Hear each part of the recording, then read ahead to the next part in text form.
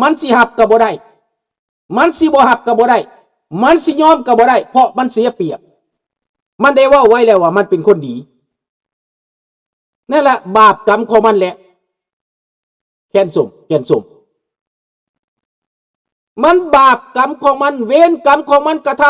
ำการกระทำของมันนั้น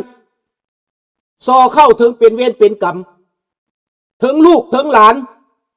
ถึงญาติพี่น้องถึงตระกูลครอบครัวมันจะสร้างปันใดคนก็จะสาบแสงมันด่ามันเท่ามึนมันตาย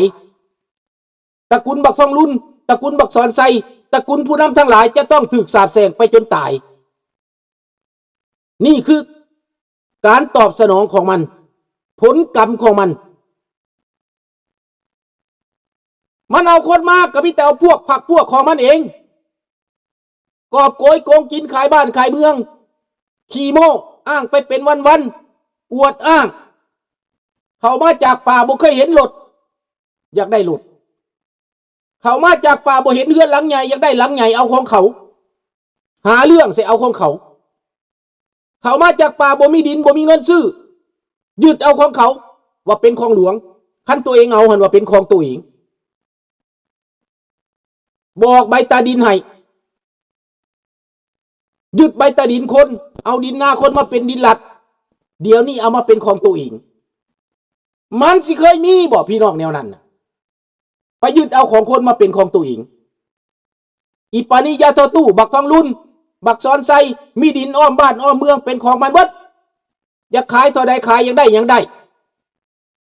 นี่แหละคนขายศาสตร์ขายแผ่นดินกินเป็นพวกนี้เห็นแจ้งแล้วบ่ล่ะพี่น้องซัดแจ้งแล้วบ่ตาสว่างแล้วบอกพี่น้องบอกต่อกันไปสบายดีประสิทธิ์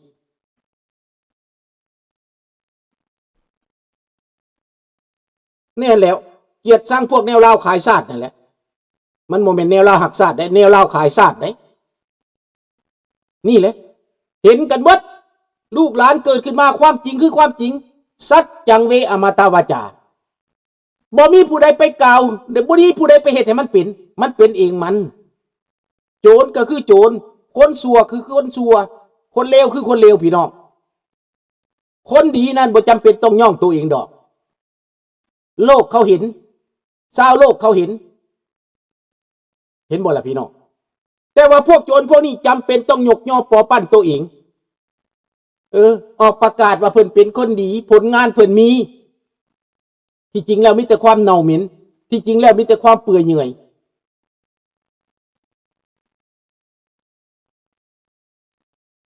เกินสว่างเป็นบ่ลุงเห็นแจ้งเลยคักปันอย่างเลยเป็นบ่ล่ะแจ้งปัตตะเวนเลยนี่แหละถ้าว่าปกครองแบบประชาธิปไตยอย่างน้อยก็ปกครองแบบพระจักรลาวมาก่อนนะพระจักรลาวเขาเจ้ามีส่วนให้ประชาชนไหนให้หน้าตากล้าเขาเจ้าก็มีการวางแผนให้จักดูดน้ำให้ปุ๋ยให้งบประมาณไปให้ชาวบ้านแต่ละบ้านแต่ละตะแสงแต่ละเมืองเขามีการช่วยเหลือประชาชนเห็นบ่ล่ะเขามีจักสูบน้ำไปให้เขามีน้ำมันสูบน้ำไปให้เห็ดนาแซงเห็ดนาปีเขาแนะนำวิธีเห็ดเขาลงพื้นฐานแต่ละบ้านแต่ละเมืองการศึกษาเขาก็มีการสาธารณสุขเขาก็มีแต่ละเดือนแต่ละปีเขาก็ไปตรวจนี่สาธารณสุขไปกวดพยาธิตามบ้านตามเมืองแบบฟรีไปซักยาวัคซีนกับฟรีเขาเลาะตามบ้านตามเมืองถ้าว่าบ้านเมืองเป็นดีกว้างไกลไปคือคู่มือนี้มีเทคโนโลยีคือคู่มือนี้ยิ่งจะสะดวกสมัยก่อนไปมากับบ่สะดวกเพราะว่าบ้านเมืองมีสงครามบ้านเมืองบ่ทันพัฒนาโลกอื่นก็บ่ทันได้พัฒนาการติดต่อสื่อสารก็บ่ได้สะดวกคือคู่มือนี้โลกเขาสะดวกลาวเฮาก็สะดวกแต่เป็นหยังลาวจังยากจนแต่ก่อนถึงติดต่อบ่สะดวกแต่เป็นหยังคนลาวบ่ได้เสียดินเสียดอนคนลาวบ่มีเจกบ่มีจีนมาข่มเหงคนลาวบ่มีแก้วมาข่มเหงอเมริกาเข้ามาลาวเขาก็บ่ได้มาข่มเหงคนลาวทุนนิยม มันต่อต้านทุนนิยมเดี๋ยวนี้มันเว้าจังไดพนักงานภาครัฐต้องการทุนอันใดกระทุนเบิดอย่างนี้นะตั้งแต่ก่อนเว้าทุนนิยมนี่มันเอาไปข่าไปแกงมีห้านค้าน้อยๆก็จับไปข่าไปแกงจับไปตบตีข่มเหงเต็งเต็กว่าเป็นทุนนิยมว่าเป็นศักดินาว่าเป็นปฏิการเขามีรถมันก็ว่าทุนนิยมปราบปรามจับกลุ่มคุ้มขังพวกทุนนิยมต่อต้านทุนนิยมต่อต้านกัปิตาลิสต์มันว่าพวกกัปิตาลิสต์ทุนนิยมมันว่าแต่ที่จริงแล้วสังคมนิยมมันนั้นมันเฮ็ดจังไดจังสิได้สังคมนิยมมันขี้โม้พี่น้องมันอวดอ้างว่าจะโดดข้าม3 บาท 9ไปสู่สังคมนิยมโดดไปโดดมาตกลงส่วมถ่ายตายมับปานเขียดขาค่ำขี้โม้เอาโลดพี่น้องบักเขียดขาค่ำขี้โม้บักวิภาวันพันค่ำบักอันน่ะอีสังบักอีสางนามสกุลเตี้ยบักเตี้ยนั่นน่ะลืมมันซะแหละต่อก่อนบักพันค่ำมันน่ะบักเตี้ยน่ะอันนั้นก็ขี้โม้คือกันเบิดบักทองสิงห์ธรรมวงศ์นั่นพี่น้องพวกขี้โม้ทั้งนั้นพี่น้องเฮ็ดหยังบ่เป็นบ่มีความรู้บ่มีความสามารถบ่มีความเข้าใจบ่มีความเสียสละบ่มีความซื่อสัตย์สบายดีซิโนมันเป็นแบบนั้นสุดท้ายแล้วนำประเทศไปสู่ความหายนะนำประเทศไปสู่ความทุกข์ความยากนำไปสู่หนี้สู่สินนำไปสู่ความมืดมนบ่เห็นทางออกนี่ย้อนหยังย้อนต่อต้านทุนนิยมตั้งแต่ก่อนนั้นประเทศลาวบ่ได้เก็บภาษีย้อนหยังเพราะว่าเขาปล่อยให้เจ๊กค้าขายรถตั้งห้านค้าห้านก่อสร้างขายเครื่องก่อสร้างขายเกินแห้งมีเจ๊กมีแก้วอยู่ในตลาดขายแล้วเขาเก็บภาษีน้ำเจ๊กน้ำแก้วนั่นมาสดเสยให้ประชาชนส่วนประชาชนนั้นบ่ได้เก็บภาษีบ่มีภาษีเป็นหยังจะบ่มีภาษีเพราะว่าประชาชนนั้นทำให้ไสนาบ่มีรายได้เพียงพอบ่ได้เก็บภาษีรัฐบาลประจักษ์ลาวเขากำหนดไว้ว่าถ้าบ่มีรายได้พอสิร่ำสิรวยคันสิว่าบ่มีรายได้มีบ้านหลังบักใหญ่เฮือนพืชแป้นผาแป้นมุงสังกะสีเหล้าเข้ากับบักใหญ่เกวียนก็มีรถจักรมอเตอร์ไซค์ก็มีรถถีบก็มีบางคนมีรถ2 แถวมีรถปิกอัพรัฐบาลก็บ่ได้เก็บภาษีพี่น้องขอบใจท่านวงศ์สวรรค์เด้อขอบใจจะให้รางวัลมาเนาะโอ้มื้อนี้หนักหลายเติบได้40ก็$50 USได้เป็น$7 $70แคนาเดียนเด้อขอบใจหลายๆเด้อกำลังใจแต่เช้าได้กินกาแฟได้กินเฟอพูดแล้วอันนี้นะให้อายุมั่นขวัญยืนให้ร่ำให้รวยเด้อท่านวงศ์สวรรค์เด้ออยู่ดีมีแฮงให้สุขให้ลาภเด้อเอาพี่น้องไล่เบิ่งการกระทำของมันแบบนี้นะมันเหตุมันกระทำแบบนี้มันกล่าวหาแบบนี้ตั้งแต่ก่อนภาษีบ่ได้เสียแล้วประชาชนอยู่ดีกินดีบ้านข้าพเจ้าเฮือนข้าพเจ้ามีชายหนุ่ม3 คนอายุ10 กว่าปีเฮ็ดให้ใส่หน้าเรียบร้อยเกี่ยวข้าวเรียบร้อยได้ข้าว5-600กินข้ามปีก็บ่หมดยังแบ่งปันให้พี่น้องผู้ที่ทุกข์ยากผู้ที่บ่พออยู่พอกินซอยบ้านซอยเมืองโรงวัดโรงวาซอยวัดซอยวามีกินมีอยากนี่บ่ได้ถือเก็บภาษีเป็นหยัง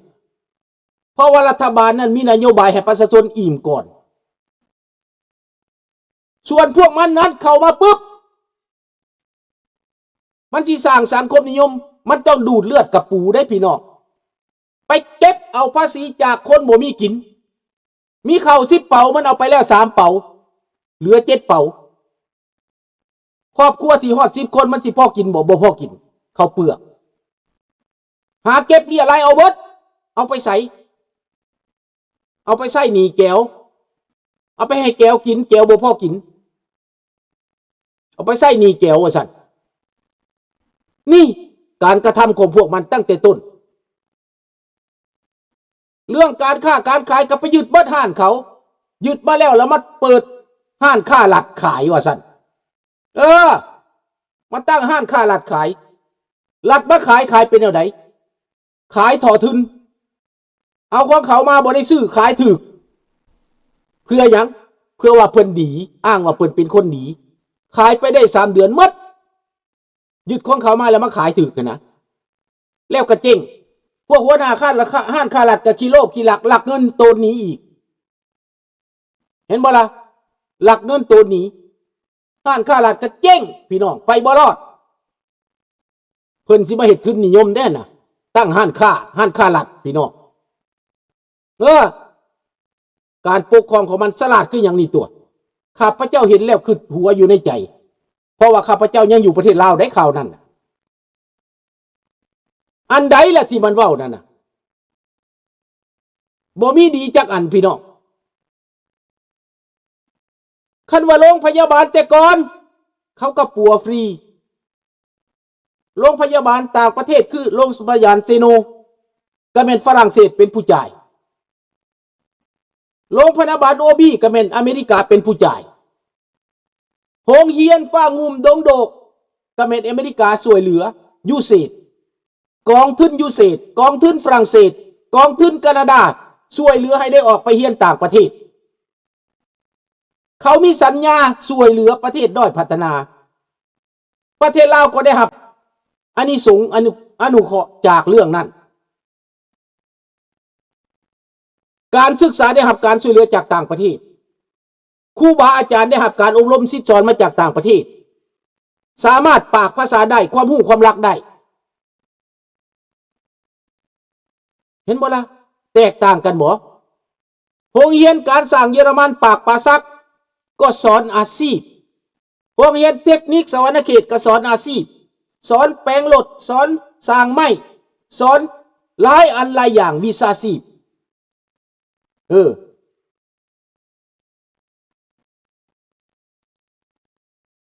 สอนเรื่องอาชีพ professional นี่มันก้าวหน้ามันดีหลายปานใดแต่ว่าพวกมันเข้ามามันยุบทิมเบิด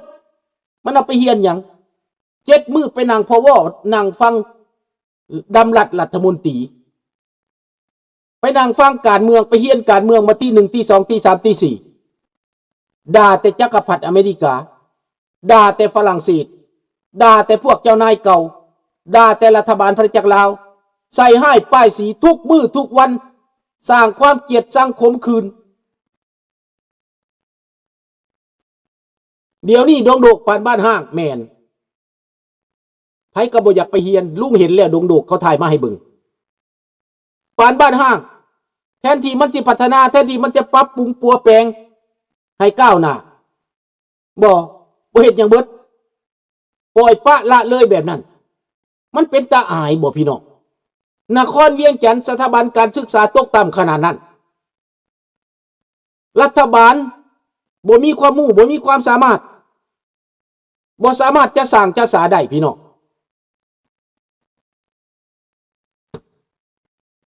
เรียนมาแต่ไสล่ะบักต้องรู้เอาตำรามาแต่ไสเอาตำรามาจากเผด็จการโปรตีนเอาตำรามาจากรัสเซียก็แบบเดียวกันประชาชนทุกข์ยากข้าวสิกินก็บ่มีน้ำร้อนน้ำอุ่นก็บ่มีนอกจากมอสโกไปแล้วแม้แต่อายร้อนอายอุ่นก็บ่มีประชาชนสิตายดังไฟอยู่ในบ้านมันเทียบใส่แคนาดามันไกลกันปานฟ้ากับดินบ้านข้าพเจ้าลบ30ท่านผมมาลบสาวหลานมาแต่โรงเรียนอยู่โรงเรียนก็ร้อนมันแก้เสื้อแขนสั้นมาฮอดบ้านนี่มันก็แก้เสื้อแขนสั้นแล่นอยู่มันร้อนอยู่ในบ้านนี่อากาศเหมือนนั่งอยู่นอก25 องศาอยู่ห้องข้าพเจ้าอยู่ข้างล่างก็25 องศา23 องศาจะเป็นลบ30ก็ยัง25 องศาอยู่ในบ้าน